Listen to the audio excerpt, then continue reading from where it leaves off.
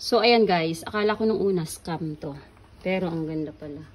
O, diba? Legit na legit. Super nice. Pwede itong lalagyan ng mga tirang ulam, mga fruits, whatsoever, condiments na gusto yung ilagay. Kahit na mga organizer ng mga medyas, ng mga panties, ng mga undies. Pwedeng-pwede. So, ako, ginamit ko siya as my baking needs. Nilagay ko dito yung aking mga, ayan, as you can see, mga food coloring. Ito yung ginagamit ko para ipack yung mga and then yung mga ribbons. And I have here some Nutella, mini Nutella as ginagamit ko as cake topper. Ayan, balik natin.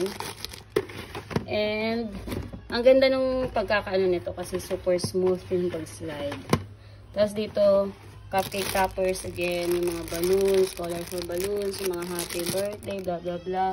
So you can see mga decoration, mga toppers, mga doon, yung mga maliliit, mga mini, ayan, yung mga mini alcohol beverages. And here, sa pinaka-bottom niya ay yung mga cupcake liners. So as you can see, very nice. Bumili na kayo, magpabudol na rin kayo guys.